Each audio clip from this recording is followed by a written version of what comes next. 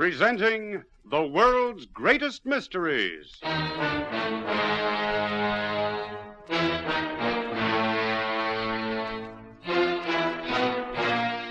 And now, your host. This is Basil Rathbone. On a street in Paris, there's a sign denoting the entrance to the offices of one of America's famous newspapers. Out through the entrance, many times, has come one roving reporter extraordinary. This has been his starting point for journeys to the capitals and villages of Europe. His aim has been to investigate, to search into, to find the secrets behind those mysteries that result in front-page copy and make the headlines of this famous daily. News which, without doubt, had its mysterious implications and, more likely, its menacing moments. In a moment, one such story.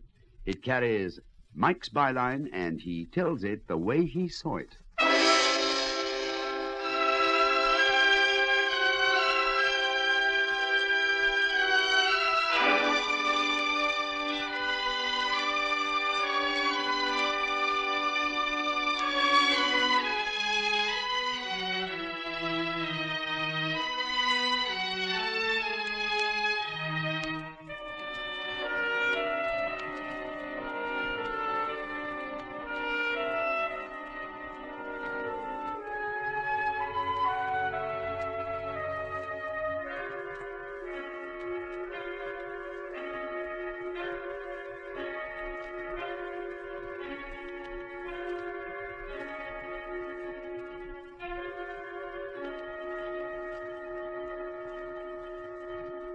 Presenting Europe Confidential.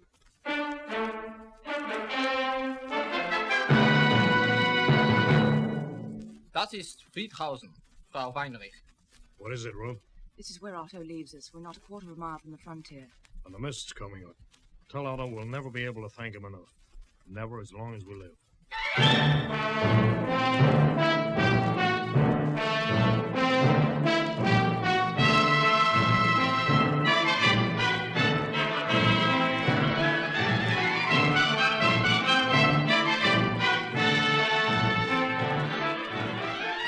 In a moment, we'll bring you Lionel Merton as Mike Connoy, the Paris correspondent of a famous American newspaper, in another exciting story in our series, Europe Confidential.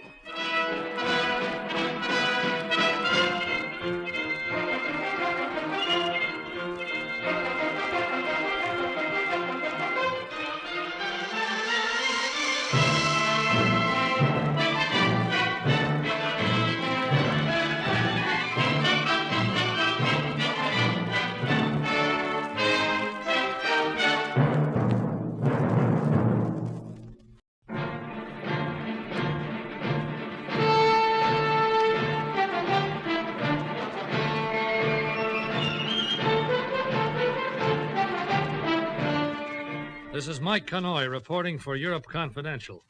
The story I want to tell you right now is not a news story. It took place almost 20 years ago. At the time, I was a copy boy back in New York, and Europe Confidential was being handled by Paul Rogers, a correspondent with long experience of Europe between the two wars. This story happened to him on an assignment in Germany in 1938.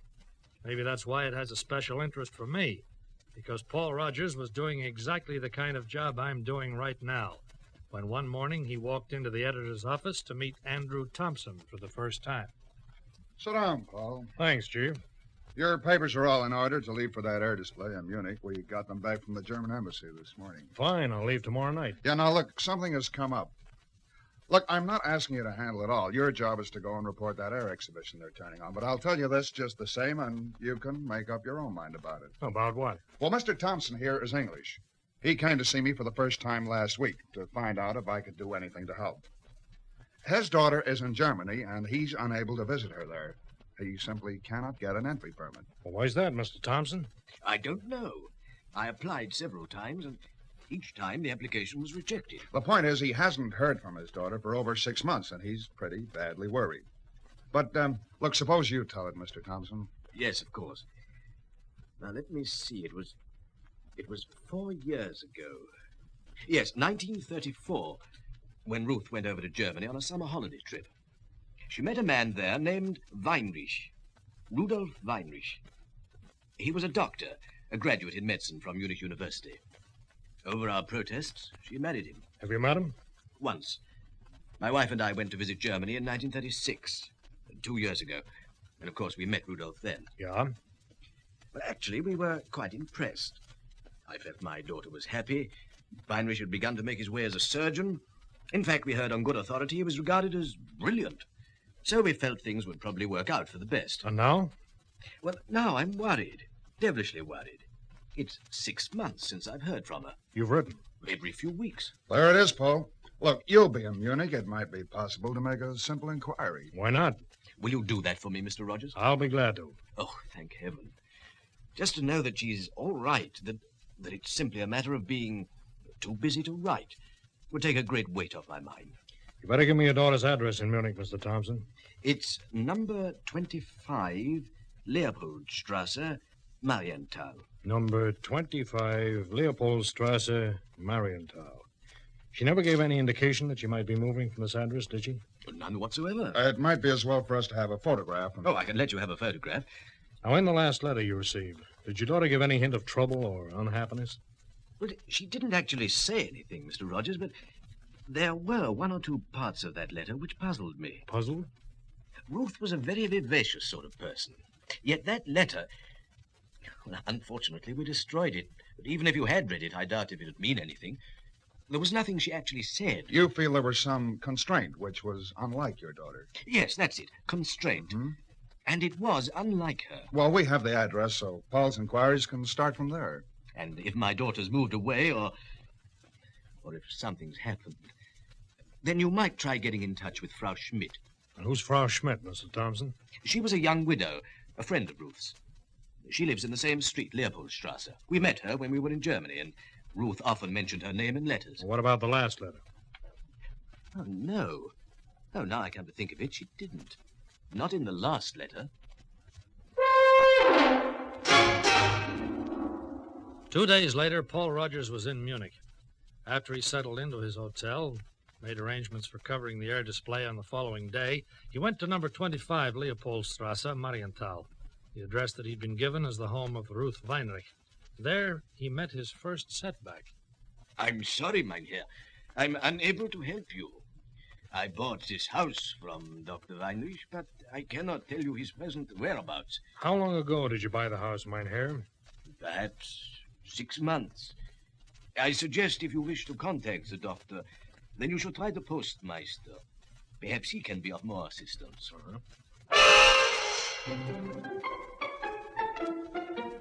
It was when Paul Rogers had to begin making official inquiries for Ruth Weinrich that he decided to use a subterfuge that would explain his interest and his reason for trying to trace the doctor's wife. At the post office, he interviewed the man in charge. Well, Herr Rogers, I understand you wish to see me. Yes, Herr Postmeister. I'm trying to get in touch with my cousin, an Englishwoman who married a Dr. Weinrich in this city some years ago. An Englishwoman? Well, I had an old address. But I've learned that the doctor and my cousin moved away, and I'm anxious to locate them. Well, in what way can I help you, mein Herr? Seemed to me that you would have a record of their change of address. Our records are confidential. I could hardly do what you ask without authority. Oh, but look, after all, my cousin... It would have to be authorized. Such things can be arranged. Perhaps 3 or 4 days, perhaps a week. That wouldn't help. I'm on a business trip, and I won't be staying long. Thanks all the same, Herr Postmeister. I'll have to try and find my cousin some other way.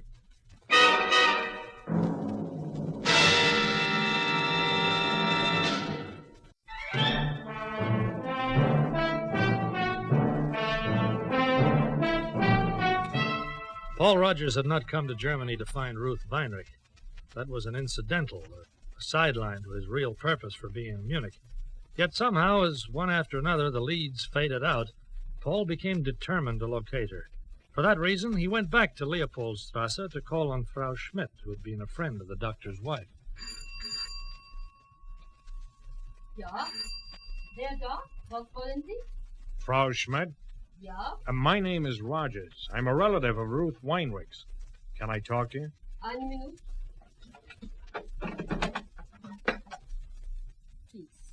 Please, come in. Thank you. You speak English? Yes. What about Ruth Weinrich? Well, I'm anxious to get in touch with her as soon as I can. Just passing through, you understand, on a business trip. I went to her old address, but the people there couldn't help. A relative, you said? Cousin, about 3 times removed, American branch of the family. Her parents asked me to drop by and give their regards. Of course, I agreed. It's proving a bit of a job to find her. Post office wanted me to fill in forms and things, but I don't have time for all that red tape, so I thought you could help. You went to the post office? You spoke to the postmaster? Yeah. Oh, that wasn't very wise, Herr Rogers. Now, look here, this is ridiculous. I know things are different to England and the States, but after all, a man wants to find his cousin, and it seems to cause all sorts of complications. Now, do you know where Dr. Weinrich has moved, or don't you? Dr. Weinrich? Yes, I can tell you that. You can? Of course. He has become a very important person. He has moved to Geisel-Gasteig. He bought a big new house there. Geisel-Gasteig. It's pretty exclusive, isn't it? I told you, Dr. Weinrich has become an important person. Well, what about the exact address? It's not listed in any directory because I've already looked him up. I'm not sure of the exact address, Herr Rogers, but I've no doubt anyone in the district will be able to tell you. A person of his importance would be well known there.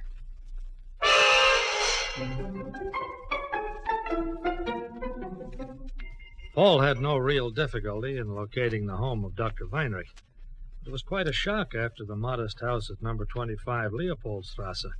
The doctor had graduated to a huge 2-story home set in rambling grounds and screened by a high stone wall guarded by iron gates.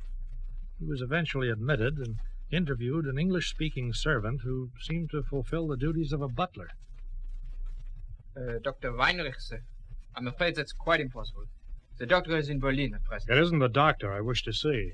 It's Mrs. Weinrich. I beg your pardon, sir. Mrs. Weinrich.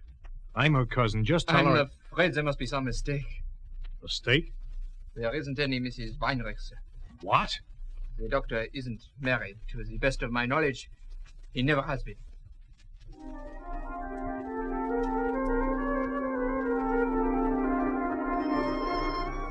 When Paul Rogers left the house in Geisel-Gasteig, it seemed as if the trail could end there, and Ruth Weinrich could become one of those untraceable people. The butler had quite obviously spoken what he believed to be the truth. Dr. Weinrich himself was not expected back from Berlin for many weeks. So Paul did the only possible thing left. He returned to see Frau Schmidt, where his welcome was, well, anything but cordial. Well, Herr Rogers, what do you want this time? I thought I made it clear before that I told you all I know. Oh, maybe you can tell me what happened to Mrs. Weinrich. I don't understand. What do you mean? I asked you where I could find the doctor, which was a mistake because you gladly told me.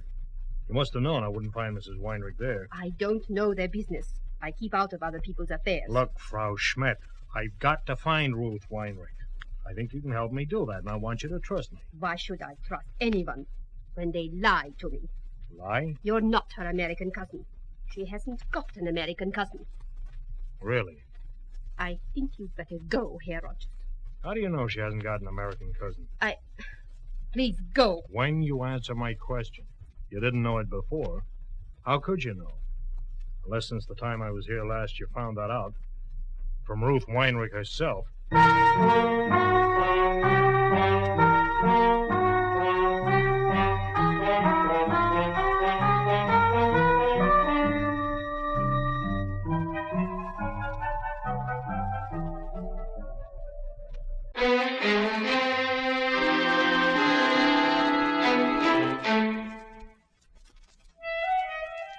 For a moment in that small house in the Leopoldstrasse, there was silence. Frau Schmidt was the first to break it.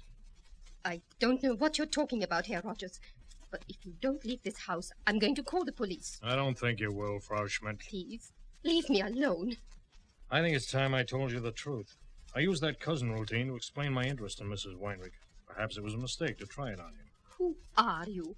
My name's Paul Rogers. I work for the paper in Paris. A newspaper man? I'm here on a routine assignment in Germany. When he found out I was coming, Mr. Thompson asked me to try and locate his daughter. Look, let me try and prove you can trust me. Now, here's my passport. You'll see the name's really Rogers. Yes. What's more, I can tell you that Ruth Thompson came over here first in 1934, that she met Weinriche and became engaged to him. She went back to England, then returned to marry him. Her parents visited here in 1936, and I understand they met you while they were here. That's correct. Of course, if the information doesn't convince you, then I'll just have to ask you to trust me. I think I do. Is the Gestapo after Ruth Weinriche? They're not sure. They may be. What happened between her and the doctor? That's a story Ruth could tell you better than I. Do you know where she is? Yes, I know. Will you take me to her? I understand your caution in the matter, but if she's in trouble, I might be able to help her. Oh, it would be a relief to have someone to trust, someone who might be able to help her. All right, Herr Rogers. I'll take you to Ruth Weinrich.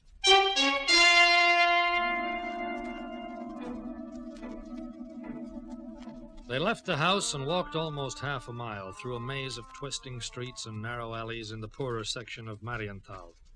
Several times Frau Schmidt stopped and looked behind her to make certain there was no one following them. Finally, they came to a small antique shop. They passed through the shop after Frau Schmidt had spoken briefly in German to the proprietor and climbed a narrow stairway leading to the residence above.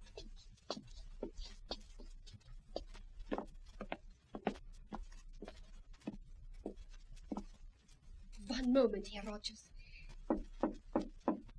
Wer ist da? It's me, Elsa. Elsa. Oh. It's all right, Ruth. This is the man who said he was your cousin, but I think we can trust him. Oh, there's a lot to explain. He's a newspaper man from Paris, from your parents. So, my father actually came to your newspaper office and asked you to find me, Mr. Rogers. That's why I'm here, Mrs. Weinrich. You don't know how much this means to me. Just to realize that somewhere in the world there's someone who even cares what happens to you. I wish it would do some good. We'll talk about that in a minute. How about bringing me up to date on the rest of the story?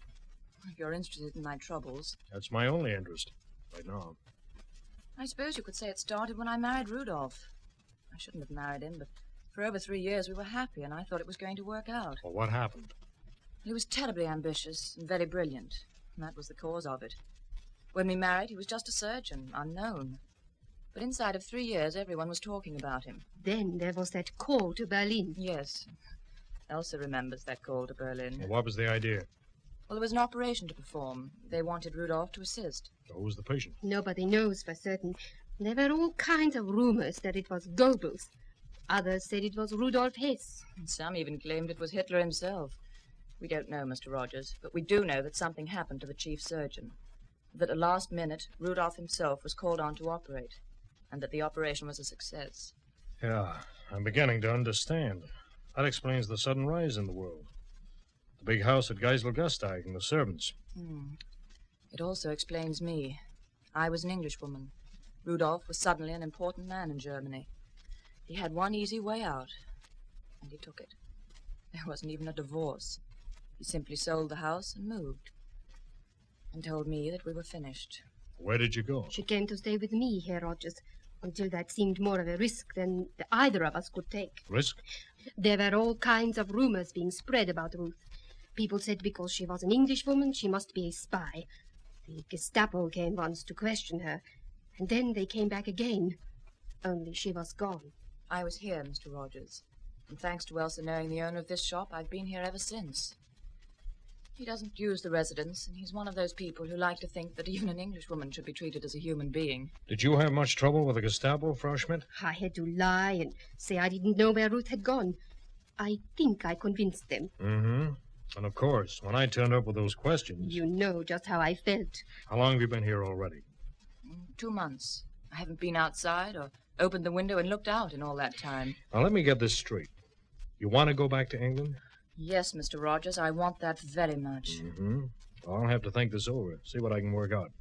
Suppose I come back tomorrow and we'll talk again, huh? I can arrange for you to come straight in. I'll introduce you to the proprietor downstairs. Good. I'm at the Savoy in case you want to get in touch. And meanwhile, Mrs. Weinrich, don't worry too much. We'll find a way out of this somehow.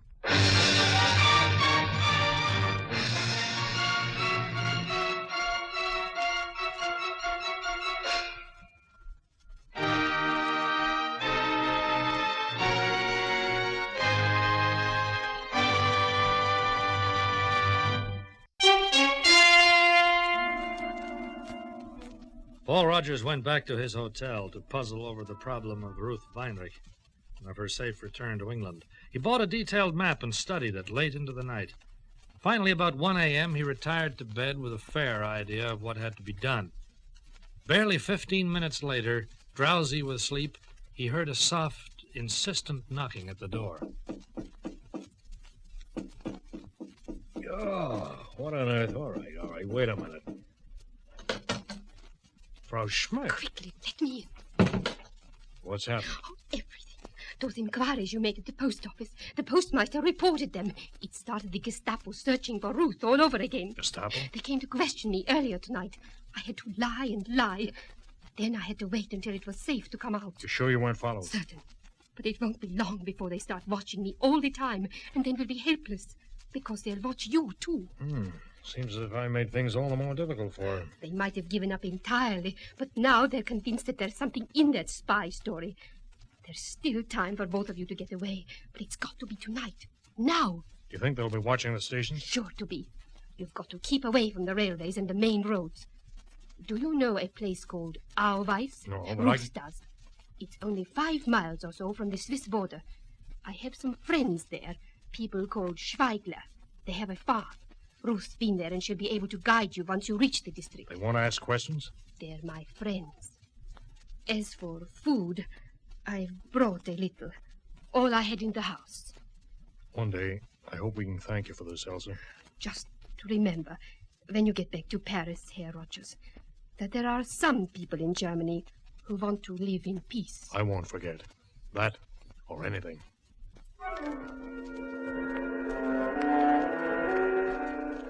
They made their way west and then south, fringing on the Black Forest, traveling through hilly country and keeping away from the main roads.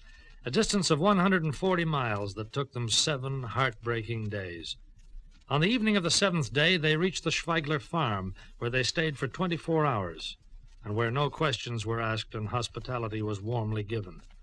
Long before dawn the next day, with Otto Schweigler as guide, they were on their way to Friedhausen, and less than 2 hours later, they saw the lights of a small frontier town ahead of them.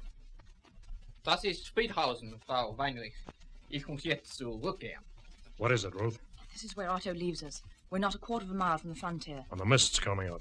Tell Otto we'll never be able to thank him enough. Bedanken Sie sich nicht. Ich habe gern getan. Alles Gute für Sie weiter. He understood. He wishes us luck. Alles Gute und auf Wiedersehen. And goodbye. They went slowly forward toward the lights of the small town and then swung east toward where they knew the frontier lay. Barely 50 yards from freedom, they crouched, waiting in the mist, waiting until they heard the distant changing of the border patrol. Zugestanden! They're relieving the guard now. This is our best chance, Ruth. Ready? Ready. Come on! Leutnant, was ist das? 2 Leute, Flüchtlinge. Sie rennen zu Kranze. Schießen, Sie schnell. Jawohl, Herr Ramlen. Ackland, Feuer! Zum Donnerwetter!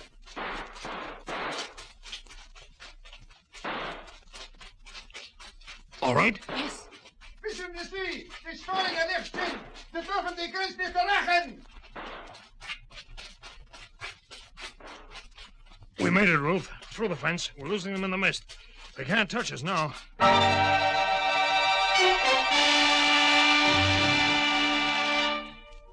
Through the wire strands of the border fence and then on into the mist, leaving the shouts of the patrol and the sound of shooting far behind them. They slowed to a walk and finally came into a small Swiss town. It was an hour after dawn. The mist was lifting, and in clear outline against the sky, the mountains of Switzerland lay directly ahead. A few days afterwards, Paul Rogers was back in Paris. Ruth Weinrich was with her parents in England, and the paper had itself a scoop that could have pushed the Munich air display right off the front pages. But the irony of the newspaper business never gets into the headlines. They couldn't use the story because of Elsa Schmidt and the safety of the others involved. It never got into print until now.